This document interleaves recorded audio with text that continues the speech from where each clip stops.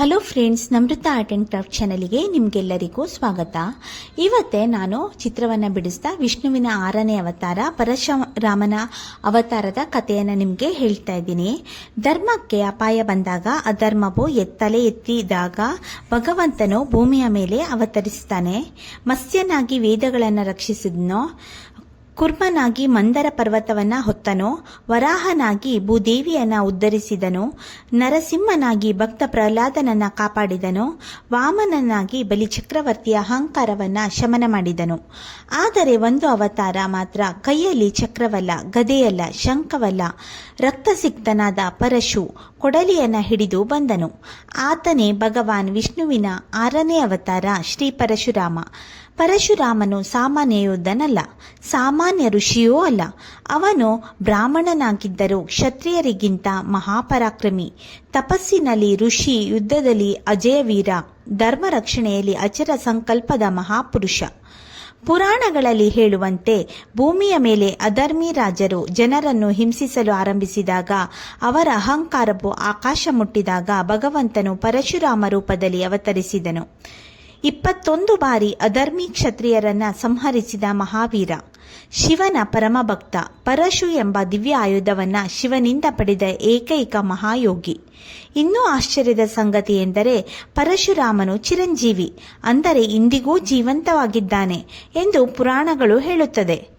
ಮುಂದೆ ಕಲ್ಕಿ ಅವತಾರ ಬಂದಾಗ ಅವರಿಗೆ ಯುದ್ಧ ಕಲೆ, ದಿವ್ಯಾಸ್ತ್ರಗಳ ವಿದ್ಯೆಯನ್ನು ಬೋಧಿಸುವ ಗುರು ಕೂಡ ಪರಶುರಾಮನೇ ಎಂದು ನಂಬಲಾಗಿದೆ. ಹಾಗಾದರೆ ಯಾರು ಈ ಪರಶುರಾಮ? ಯಾಕೆ ವಿಷ್ಣು ಇಂತಹ ಉಗ್ರ ರೂಪವನ್ನು ತಾಳಬೇಕಾಯಿತು? ಏಕೆ 21 ಬಾರಿ ಯುದ್ಧ ಮಾಡಲಾಯಿತು?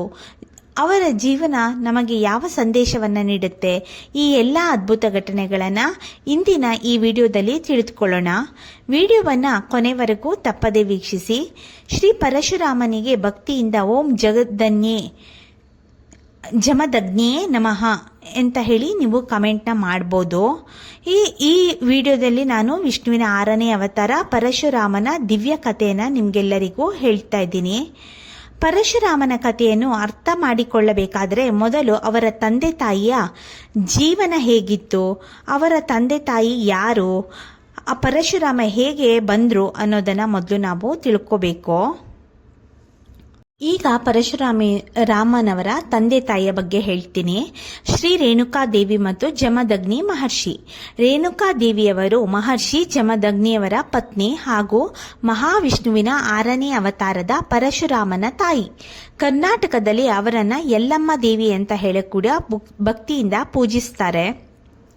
ರೇಣುಕಾದೇವಿಯ ಜನನ ಪುರಾಣಗಳ ಪ್ರಕಾರ ರಾಜ ರೇಣು ಅವರಿಗೆ ಸಂತಾನ ಇರಲಿಲ್ಲ. ಅವರು ಮಹಾಯಜ್ಞವನ್ನ ನೆರವೇರಿಸಿದಾಗ ಯಜ್ಞಾಗ್ನಿಯಿಂದ ದಿವ್ಯ ಕನ್ಯೆಯಾಗಿ ರೇಣುಕಾದೇವಿ ಜನಿಸಿದ್ರು. ಬೆಳೆದ ನಂತರ ಅವರು ಭೃಗು ವಂಶದ ಮಹಾತಪಸ್ವಿಯಾದ ಜಮದಗ್ನಿ ಮಹರ್ಷಿಯನ್ನ ವಿವಾಹ ಆದ್ರು. ಆದರ್ಶ ದಂಪತಿಗಳಲ್ಲಿ ಅವರು ಆದರ್ಶ ಪತ್ನಿಯಾಗಿ ಕೆಲಸವನ್ನ ಮಾಡ್ತಾ ಇದ್ರು. ರೇಣುಕಾದೇವಿಯು ವ್ರತ್ಯೆಯು ಅಪಾರವಾಗಿತ್ತು. ಪ್ರತಿದಿನ ನದಿಯ ಮರಳಿನಿಂದ ಬೇಯಿಸದ ಮಡಿಕೆಯನ್ನು ಮಾಡಿ ಅದರಲ್ಲಿ ನೀರನ್ನು ತುಂಬಿ ಆಶ್ರಮಕ್ಕೆ ತರುತ್ತಿದ್ದರು. ಅವರ ಪಾವಿತ್ರ್ಯದ ಶಕ್ತಿಯಿಂದ ಈ ಮಡಿಕೆ ಒಡೆಯದೇ ಇರುತ್ತಿತ್ತು. ಒಮ್ಮೆ ಒಂದು ದಿನ ಅವರಿಗೆ ಪರೀಕ್ಷೆಯ ದಿನ. ಒಂದು ದಿನ ನದಿಯಲ್ಲಿ ನೀರು ತರಲು ಹೋದಾಗ ಗಂಧರ್ವನ ಜಲಕ್ರೀಡೆಯ ದೃಶ್ಯವನ್ನ ಕ್ಷಣಕಾಲ ನೋಡಿದ್ರು. ಆ ಕ್ಷಣದಲ್ಲಿ ಮನಸ್ಸಿನ ಏಕಾಗ್ರತೆ ಭಂಗವಾಯಿತು. ತಕ್ಷಣ ಮರಳಿನ ಮಡಕೆ ಕರಗಿ ಹೋಯಿತು. ತಮ್ಮ ಯೋಗ ದೃಷ್ಟಿಯಿಂದ ಈ ವಿಷಯವನ್ನ ತಿಳಿದ ಜಮದಗ್ನಿ ಮಹರ್ಷಿಗಳು ಕೋಪಗೊಂಡು ತಮ್ಮ ಪುತ್ರರಿಗೆ ತಾಯಿಯನ್ನ ಸಂಹರಿಸುವಂತೆ ಆದೇಶವನ್ನ ನೀಡಿದ್ರು. ಮೊದಲ 4 ಪುತ್ರರು ಆ ಆದೇಶವನ್ನ ಪಾಲಿಸಲಿಲ್ಲ. ಕೊನೆಗೆ ಕಿರಿಯ ಮಗ ಪರಶುರಾಮನು ತಂದೆಯ ಮಾತನ್ನ ಪಾಲಿಸಿದನು. ಪರಶುರಾಮನ ವಿಧೇಯತೆಯಿಂದ ಸಂತುಷ್ಟನಾದ ಜಮದಗ್ನಿಯವರು ಒಂದು ವರವನ್ನ ಕೇಳುವಂತೆ ಹೇಳಿದರು. ಪರಶುರಾಮನು ತಾಯಿ ರೇಣುಕಾದೇವಿಗೆ ಮರುಜೀವ ನೀಡಬೇಕು, ತಮ್ಮ ಸಹೋದರರನ್ನ ಕೂಡ ಜೀವಂತಗೊಳಿಸಬೇಕು ಎಂದು ಬೇಡಿಕೊಂಡ್ರು. ಜಮದಗ್ನಿಯವರು ಆ ವರವನ್ನ ನೀಡಿದರು. ರೇಣುಕಾದೇವಿಯವರು ಮತ್ತೆ ಜೀವಂತವಾಗಿ ಕುಟುಂಬ ಒಂದಾಯಿತು. ಜಮದಗ್ನಿಯವರ ವಧೆ ನಂತರ 1000 ಬಾಹು, ಕಾರ್ತವೀರ್ಯ, ಅರ್ಜುನನ ಪುತ್ರರು ಪ್ರತೀಕಾರವಾಗಿ ಆಶ್ರಮಕ್ಕೆ ಬಂದು ಧ್ಯಾನದಲ್ಲಿದ್ದ ಜಮದಗ್ನಿ ಮಹರ್ಷಿಯನ್ನ ಕೊಂದರು. ಪತಿಯ ಮರಣವನ್ನ ಕಂಡ ರೇಣುಕಾದೇವಿಯವರು ದುಃಖದಿಂದ ವಿಲಪಿಸಿದರು. ಇದನ್ನು ಕಂಡ ಪರಶುರಾಮನು ಅಧರ್ಮ ಮಾಡಿದ ಕ್ಷತ್ರಿಯರನ್ನು 21 ಬಾರಿ ಸಂಹರಿಸುವೆನು ಎಂದು ಪ್ರತಿಜ್ಞೆ ಮಾಡಿದನು. ಯಲ್ಲಮ್ಮ ದೇವಿಯಾಗಿ ಪೂಜೆ. ನಂತರ ರೇಣುಕಾ ದೇವಿಯವರು ಯಲ್ಲಮ್ಮ ತಾಯಿ ಎಂಬ ಹೆಸರಿನಿಂದ ದೇವಿಯಾಗಿ ಪ್ರಸಿದ್ಧರಾದರು. ಕರ್ನಾಟಕದ ಬೆಳಗಾವಿ ಜಿಲ್ಲೆಯ ಸೌಂದತ್ತಿ ಯಲ್ಲಮ್ಮ ದೇವಸ್ಥಾನ ಲಕ್ಷಾಂತರ ಭಕ್ತರ ಆರಾಧನಾ ಕೇಂದ್ರವಾಗಿದೆ. ಹಾಗಾದ್ರೆ ಈ ಕತೆ ಸಂದೇಶ ಏನಂದ್ರೆ, ಪತಿವ್ರತೆ ಮತ್ತು ಭಕ್ತಿ ಮಹಾಶಕ್ತಿಯನ್ನ ಹೊಂದಿರುತ್ತೆ. ಕೋಪವು ದೊಡ್ಡ ಅನರ್ಥಕ್ಕೆ ಕಾರಣವಾಗಬಹುದು. ಕ್ಷಮೆ ಮತ್ತೆ ಕರುಣೆ ಜೀವನವನ್ನ ಪುನಃ ಕಟ್ಟಿಕೊಡುತ್ತೆ. ರೇಣುಕಾ ದೇವಿ ತಾಯಿಯ ಕರುಣೆ, ತ್ಯಾಗ ಮತ್ತು ಸಹನೆಯ ಪ್ರತೀಕವಾಗಿ ಇಂದಿಗೂ ನಾವು ಅವರನ್ನ ಪೂಜೆ ಮಾಡ್ತೀವಿ. ರೇಣುಕಾದೇವಿ ಮತ್ತು ಜಮದಗ್ನಿ ಋಷಿಗಳ ಕಿರಿಯ ಪುತ್ರನಾದ ರಾಮ, ಅಂದರೆ ಆತನೇ ಮುಂದೆ ಪರಶುರಾಮ ಅಂತ ಹೆಸರನ್ನ ಪಡೀತಾರೆ. ಬಾಲ್ಯದಿಂದಲೇ ಅಸಾಮಾನ್ಯ ಪ್ರತಿಭೆಯನ್ನು ಹೊಂದಿದ್ದನು. ವೇದ, ಶಾಸ್ತ್ರ, ಧನುರ್ವಿದ್ಯೆ ಹಾಗೂ ತಪಸ್ಸಿನಲ್ಲಿ ಅವನಿಗೆ ಅಪಾರ ಆಸಕ್ತಿ ಇತ್ತು. ಆದರೆ ಅವನ ಮನಸ್ಸಿನಲ್ಲಿ ಒಂದೇ ಒಂದು ಸಂಕಲ್ಪ ಇತ್ತು: ನನ್ನ ಜೀವನ ಧರ್ಮ ರಕ್ಷಣೆಗಾಗಿ ಸಮರ್ಪಿತವಾಗಬೇಕು. ಈ ಸಂಕಲ್ಪದೊಂದಿಗೆ ಯುವ ರಾಮನು ಹಿಮಾಲಯದತ್ತ ಪ್ರಯಾಣ ಬೆಳೆಸಿದನು. ಹಿಮ ಶಿಖರಗಳ ಮಧ್ಯೆ ಕಠಿಣ ಚಳಿಯಲ್ಲೂ ಆಹಾರವಿಲ್ಲದೆ ನೀರಿಲ್ಲದೆ ಸಾವಿರಾರು ವರ್ಷಗಳ ತಪಸ್ಸನ್ನು ಕೈಗೊಂಡನು. ಅವನ ತಪಸ್ಸಿನ ತೀವ್ರತೆಯಿಂದ 3 ಲೋಕಗಳು ಕಂಪಿಸಿದವು. ದೇವತೆಗಳು ಆಶ್ಚರ್ಯಚಕಿತರಾದರು.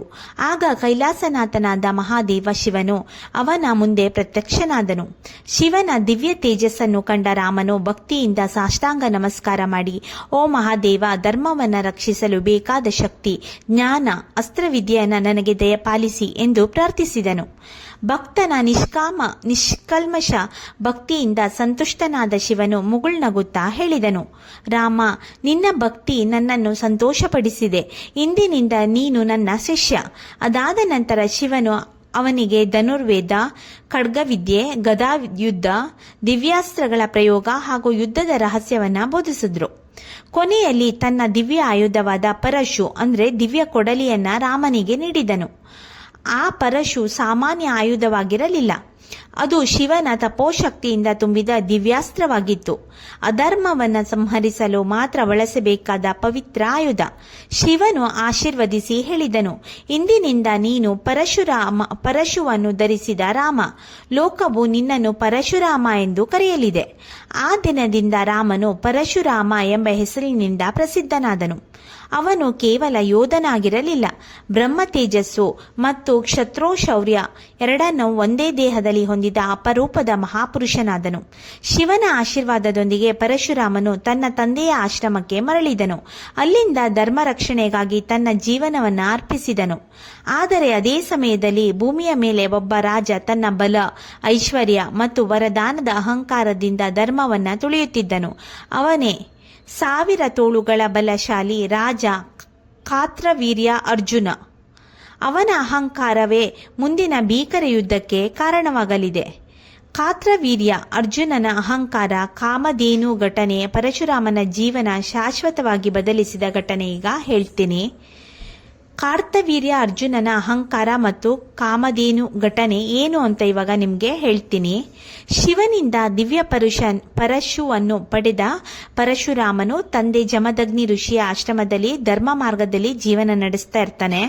ಆ ಸಮಯದಲ್ಲಿ ಭೂಮಿಯ ಮೇಲೆ ಒಬ್ಬ ಮಹಾಪರಾಕ್ರಮಿ ರಾಜ ಆಳ್ತಾ ಇರ್ತಾನೆ. ಅವನ ಹೆಸರು ಕಾರ್ತವೀರ್ಯ ಅರ್ಜುನ ಅಥವಾ ಸಹಸ್ರ ಬಾಹು ಅರ್ಜುನ. ದತ್ತಾತ್ರೇಯ ಭಗವಂತನ ಕಠಿಣ ತಪಸ್ಸಿನಿಂದ ಅವನು ಅಪಾರ ವರಗಳನ್ನು ಪಡೆದಿದ್ದನು. 1000 ತೋಳುಗಳ ಬಲ, ಅಜೇಯ ಶಕ್ತಿ ಮತ್ತು ಅನೇಕ ವಿಜಯಗಳು ಅವನಿಗೆ ಲಭಿಸಿದ್ದವು. ಆರಂಭದಲ್ಲಿ ಅವನು ನ್ಯಾಯದಿಂದ ರಾಜ್ಯಭಾರ ಮಾಡುತ್ತಿದ್ದನು. ಆದರೆ ಅಧಿಕಾರ ಮತ್ತು ಬಲ ಹೆಚ್ಚಾದಂತೆ ಅವನಲ್ಲಿ ಅಹಂಕಾರವು ಬೆಳೆಯತೊಡಗಿತು. ನನ್ನನ್ನು ಸೋಲಿಸಲು ಈ ಭೂಮಿಯಲ್ಲಿ ಯಾರೂ ಇಲ್ಲ ಎಂಬ ಗರ್ವ ಅವನ ಮನಸ್ಸನ್ನ ಆವರಿಸಿತು. ಒಂದು ದಿನ ಬೇಟೆಯಾಡುತ್ತಾ ಕಾತ್ರವೀರ್ಯ ಅರ್ಜುನನು ತನ್ನ ಸೈನ್ಯದೊಂದಿಗೆ ಕಾಡಿನ ಮಧ್ಯದಲ್ಲಿದ್ದ ಜಮದಗ್ನಿ ಋಷಿಯ ಆಶ್ರಮಕ್ಕೆ ಬರ್ತಾನೆ. ರಾಜನನ್ನು ಕಂಡ ಋಷಿಗಳು ಪ್ರೀತಿಯಿಂದ ಸ್ವಾಗತಿಸಿದರು. ರಾಜನೇ, ನೀವು ನಮ್ಮ ಅತಿಥಿ, ದಯವಿಟ್ಟು ಆಶ್ರಮದಲ್ಲಿ ವಿಶ್ರಾಂತಿ ಪಡೆಯಿರಿ ಎಂದು ವಿನಯದಿಂದ ಹೇಳಿದರು. ಆದರೆ ಪ್ರಶ್ನೆ ಒಂದೇ: 100 ಸೈನಿಕರಿಗೆ ಊಟವನ್ನು ಆಶ್ರಮದಲ್ಲಿ ಹೇಗೆ ಮಾಡುವುದು? ಆಗ ಜಮದಗ್ನಿಯ ಋಷಿಗಳು ತಮ್ಮ ಆಶ್ರಮದಲ್ಲಿದ್ದ ದಿವ್ಯ ಗೋಮಾತೆಯಾದ ಕಾಮಧೇನುವನ್ನು ಸ್ಮರಿಸಿದರು. ಕಾಮಧೇನು ದೇವಲೋಕದಿಂದ ಬಂದ ದಿವ್ಯ ಗೋವು. ಯಾರಿಗೆ ಏನು ಬೇಕಾದರೂ ಕ್ಷಣಾರ್ಧದಲ್ಲಿ ಒದಗಿಸುವ ಅದ್ಭುತ ಶಕ್ತಿ ಅವಳಿಗಿತ್ತು. ಕಾಮಧೇನುವಿನ ಕೃಪೆಯಿಂದ ಕ್ಷಣ ಮಾತ್ರದಲ್ಲಿ ರಾಜನಿಗೂ ಅವನ ಸಂಪೂರ್ಣ ಸೈನ್ಯಕ್ಕೂ ವೈಭವಯುತ ಭೋಜನ ಸಿದ್ಧವಾಯಿತು. ಇದನ್ನು ಕಂಡ ಕಾತ್ರವೀರ್ಯ ಅರ್ಜುನನ ಕಣ್ಣುಗಳಲ್ಲಿ ಲೋಭ ಹೊತ್ತಿಕೊಂಡಿತು. ಇಂತಹ ಕಾಮಧೇನು ನನ್ನ ಅರಮನೆಯಲ್ಲಿ ಇದ್ದರೆ ನನ್ನ ಸಾಮ್ರಾಜ್ಯ ಇನ್ನಷ್ಟು ವೈಭವಶಾಲಿಯಾಗುತ್ತದೆ ಎಂದು ಯೋಚಿಸಿದರು. ಅವನು ಜಮದಗ್ನಿ ಋಷಿಗಳ ಬಳಿ ಬಂದು, ಈ ಕಾಮಧೇನುವನ್ನು ನನಗೆ ಕೊಡಿ, ಬೇಕಾದಷ್ಟು ಚಿನ್ನ ಆಸ್ತಿ ಸಂಪತ್ತನ್ನು ಕೊಡುತ್ತೇನೆ ಎಂದು ಹೇಳಿದ್ದನು. ಜಮದಗ್ನಿ ಋಷಿಗಳು ಶಾಂತವಾಗಿ ಉತ್ತರಿಸಿದನು, ರಾಜನೇ, ಕಾಮಧೇನು ನನ್ನ ಆಸ್ತಿಯಲ್ಲ. ಅವಳು ಯಜ್ಞ, ಧರ್ಮ ಮತ್ತು ಋಷಿಗಳ ಸೇವೆಗಾಗಿ ದೇವರು ನೀಡಿದ ದಿವ್ಯವರ. ಅವಳನ್ನು ಯಾರಿಗೂ ನೀಡಲಾರೆ. ಈ ಮಾತು ಕಾರ್ತವೀರ್ಯ ಅರ್ಜುನನ ಅಹಂಕಾರಕ್ಕೆ ಹೊಡೆತ ನೀಡಿತು. ಕೋಪದಿಂದ ಅವನು ತನ್ನ ಸೈನಿಕರಿಗೆ ಆದೇಶಿಸಿದನು, ಕಾಮಧೇನುವನ್ನು ಬಲವಂತವಾಗಿ ಕೊಂಡೊಯ್ಯಿರಿ. ಸೈನಿಕರು ಕಾಮಧೇನುವನ್ನು ಎಳೆದುಕೊಂಡು ಹೋಗಲು ಮುಂದಾದ್ರು. ಗೋಮಾತೆ ದುಃಖದಿಂದ ಮೊರೆ ಇಟ್ಟಳು. ಆಶ್ರಮದ ಋಷಿಗಳು ಅಸಹಾಯಕರಾಗಿ ನೋಡುತ್ತಾ ನಿಂತರು. ಅದೇ ಸಮಯದಲ್ಲಿ ಕಾಡಿನಲ್ಲಿ ಇದ್ದ ಪರಶುರಾಮನು ಆಶ್ರಮದತ್ತ ಹಿಂತಿರುಗುತ್ತಿದ್ದನು. ಆಶ್ರಮದ ಬಳಿ ಕಣ್ಣೀರಿನಿಂದ ನಿಂತಿದ್ದ ತಾಯಿ ರೇಣುಕಾದೇವಿ, ದುಃಖಿತರಾದ ತಂದೆ ಜಮದಗ್ನಿ ಋಷಿ ಮತ್ತು ಕಾಮಧೇನುವನ್ನು ಬಲವಂತವಾಗಿ ಕೊಂಡೊಯ್ಯುತ್ತಿರುವ ಸೈನಿಕರನ್ನ ಕಂಡರು. ಆ ಕ್ಷಣದಲ್ಲಿ ಶಿವನಿಂದ ಪಡೆದ ಪರಶು ಅವನ ಕೈಯಲ್ಲಿ ಮಿಂಚಿತು. ಧರ್ಮಕ್ಕಾಗಿ ಹೋರಾಡುವ ಸಮಯ ಬಂದಿದೆ ಎಂದು ಪರಶುರಾಮ ಅರಿತನು. ಆಗ ಪರಶುರಾಮ ಮತ್ತು ಕಾರ್ತವೀರ್ಯ ಅರ್ಜುನನ ನಡುವೆ ಭೀಕರ ಯುದ್ಧ ನಡೆಯುತ್ತೆ. ಕಾಮಧೇನುವಿನ ರಕ್ಷಣೆಯನ್ನು ಮಾಡ್ತಾರೆ ಮತ್ತು ಅಧರ್ಮದ ವಿರುದ್ಧ ಮೊದಲ ಮಹಾವಿಜಯದ ರೋಮಾಂಚನಕಾರಿ ಕತೆ ಏನು ಅಂತ ಇವಾಗ ಹೇಳ್ತೀನಿ. ಆಶ್ರಮದ ಮುಂದೆ ಕಾಮಧೇನುವನ್ನು ಬಲವಂತವಾಗಿ ಎಳೆದುಕೊಂಡು ಹೋಗ್ತಾ ಇದ್ದ ಕಾರ್ತವೀರ್ಯ ಅರ್ಜುನನ ಸೈನಿಕರನ್ನು ಕಂಡ ಪರಶುರಾಮನು ಕಣ್ಣುಗಳಲ್ಲಿ ಧರ್ಮದ ಜ್ವಾಲೆ ಹೊತ್ತಿ ಉರಿಯಿತು. ತಂದೆ ಜಮದಗ್ನಿ ಋಷಿಗಳು ಶಾಂತವಾಗಿ ಹೇಳಿದನು, ಮಗನೇ, ಕೋಪವನ್ನು ಧರ್ಮದ ಮಿತಿಯೊಳಗೆ ಇಟ್ಟಿಕೋ, ಆದರೆ ಅಧರ್ಮವನ್ನ ಸಹಿಸುವುದು ಅಧರ್ಮವೇ. ಈ ಮಾತು ಕೇಳಿದ ಪರಶುರಾಮನು ತನ್ನ ದಿವ್ಯ ಪರಶುವನ್ನು ಕೈಗೆತ್ತಿಕೊಂಡನು. ಅವನು ಸೈನಿಕರ ಮುಂದೆ ನಿಂತು ಗರ್ಜಿಸಿದನು, ಇದು ಋಷಿಯ ಆಶ್ರಮ, ಇಲ್ಲಿ ಬಲಪ್ರಯೋಗಕ್ಕೆ ಸ್ಥಳವಿಲ್ಲ. ಕಾಮಧೇನುವನ್ನು ಕೂಡಲೇ ಬಿಡುಗಡೆ ಮಾಡಿ. ಆದರೆ ರಾಜನ ಸೈನಿಕರು ಅವನ ಮಾತನ್ನ ಹಾಸ್ಯ ಮಾಡಿದರು. ಒಬ್ಬ ಬ್ರಾಹ್ಮಣ ನಮ್ಮನ್ನು ತಡೆಯುತ್ತಾನಾ ಎಂದು ನಕ್ಕರು. ಕ್ಷಣ ಮಾತ್ರದಲ್ಲಿ ಪರಶುರಾಮನ ಪರಶು ಮಿಂಚಿನಂತೆ ಸುತ್ತಿತ್ತು.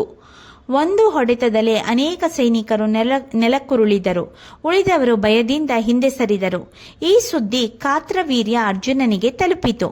ಅವನು ತನ್ನ 1000 ತೋಳುಗಳ ಬಲದಿಂದ ರಥದಲ್ಲಿ ಯುದ್ಧ ಭೂಮಿಗೆ ಬಂದನು. ಭೂಮಿ ಕಂಪಿಸಿತು. ಆಕಾಶದಲ್ಲಿ ದೇವತೆಗಳು ಈ ಮಹಾಯುದ್ಧವನ್ನು ವೀಕ್ಷಿಸಲು ಸೇರಿದರು. ಕಾತ್ರವೀರ್ಯ ಅರ್ಜುನನು ಅಹಂಕಾರದಿಂದ ಹೇಳಿದನು, ರಾಮ, ನೀನು ಒಬ್ಬ ಬ್ರಾಹ್ಮಣ, ನನ್ನೊಂದಿಗೆ ಯುದ್ಧ ಮಾಡಲು ನಿನಗೆ ಯೋಗ್ಯತೆಯೇ ಇಲ್ಲ. ಪರಶುರಾಮನು ಶಾಂತವಾಗಿ ಉತ್ತರಿಸಿದನು, ಧರ್ಮವನ್ನ ರಕ್ಷಿಸುವಾಗ ಬ್ರಾಹ್ಮಣನು ಯೋಧನಾಗುತ್ತಾನೆ.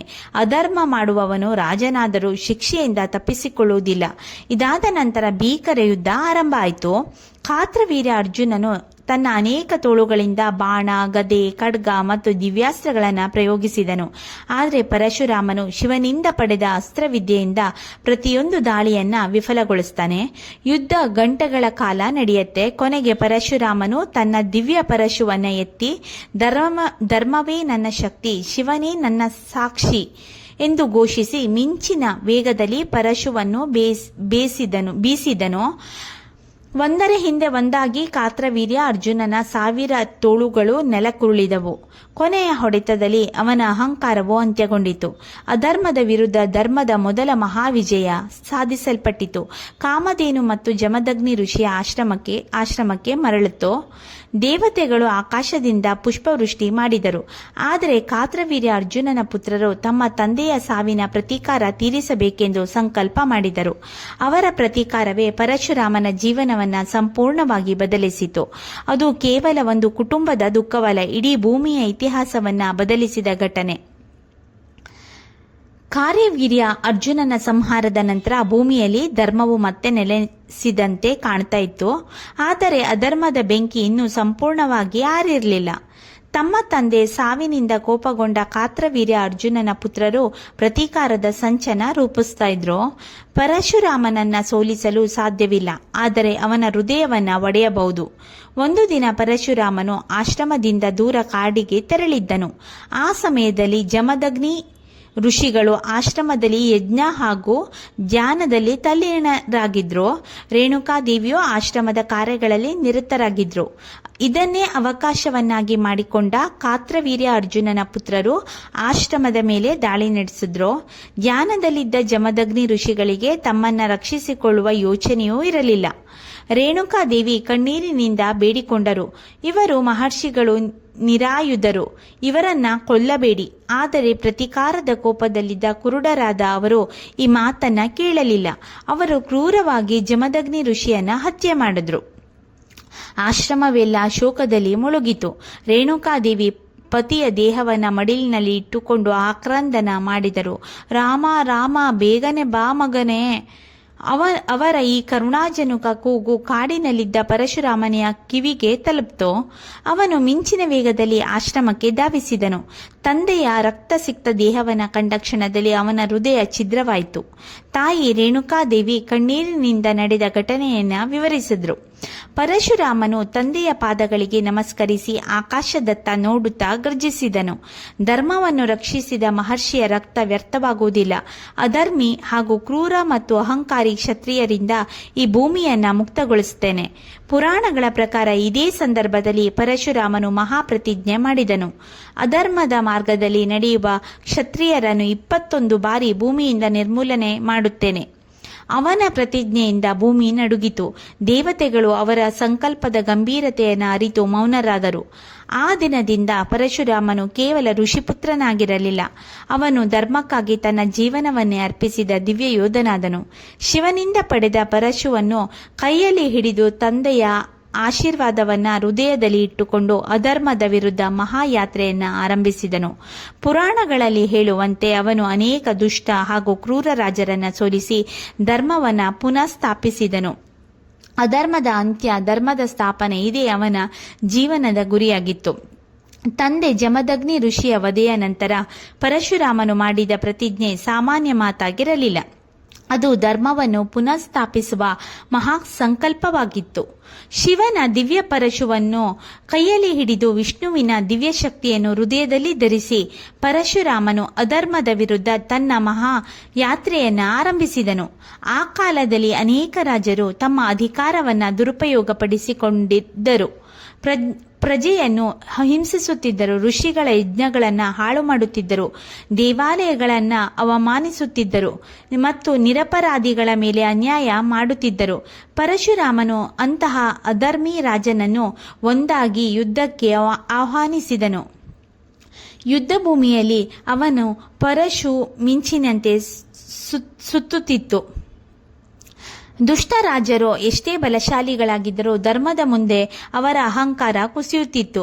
ಪುರಾಣಗಳ ಪ್ರಕಾರ ಪರಶುರಾಮನು 21 ಬಾರಿ ಭೂಮಿಯನ್ನು ಸುತ್ತಿ ಅಧರ್ಮ ಮಾರ್ಗದಲ್ಲಿ ನಡೆದ ಕ್ಷತ್ರಿಯರನ್ನ ಸೋಲಿಸಿದನು. ಆದರೆ ಇಲ್ಲಿ ಒಂದು ಮಹತ್ವದ ವಿಷಯವನ್ನ ನೆನಪಿನಲ್ಲಿ ಇಡಬೇಕು. ಪರಶುರಾಮನು ಎಲ್ಲಾ ಕ್ಷತ್ರಿಯರನ್ನು ಸಂಹರಿಸಲಿಲ್ಲ. ಧರ್ಮವನ್ನು ಪಾಲಿಸುತ್ತಿದ್ದ ರಾಜರನ್ನ ಎಂದಿಗೂ ಹಾನಿಗೊಳಿಸಲಿಲ್ಲ. ಅಧರ್ಮ, ಕ್ರೌರ್ಯ, ಅಹಂಕಾರದಲ್ಲಿ ಮುಳುಗಿದ್ದ ರಾಜರ ವಿರುದ್ಧ ಮಾತ್ರ ಯುದ್ಧ ಮಾಡಿದನು. ಪ್ರತಿ ವಿಜಯದ ನಂತರ ಪರಶುರಾಮನು ರಾಜ್ಯವನ್ನ ತನ್ನದಾಗಿಸಿಕೊಳ್ಳಲಿಲ್ಲ. ಅವನಿಗೆ ಅಧಿಕಾರದ ಆಸೆಯೂ ಇರಲಿಲ್ಲ. ಅವನ ಗುರಿ ಕೇವಲ ಧರ್ಮದ ಪುನಃಸ್ಥಾಪನೆ. ಎಲ್ಲಾ ವಿಜಯಗಳ ನಂತರ ಪರಶುರಾಮನು ಮಹಾಯಜ್ಞವನ್ನ ನೆರವೇರಿಸಿದನು. ಆ ಯಜ್ಞದ ಸಮಾಪ್ತಿಯಲ್ಲಿ ತಾನು ಜಯಿಸಿದ ಸಂಪೂರ್ಣ ಭೂಮಿಯನ್ನ ಮಹರ್ಷಿ ಕಶ್ಯಪರಿಗೆ ದಾನ ಮಾಡಿದನು. ಅವನು ವಿನಮ್ರವಾಗಿ ಹೇಳಿದನು, ಈ ಭೂಮಿ ನನ್ನದೂ ಅಲ್ಲ, ಇದು ಧರ್ಮದ ಭೂಮಿ. ನಾನು ಕೇವಲ ಧರ್ಮದ ಸೇವಕ.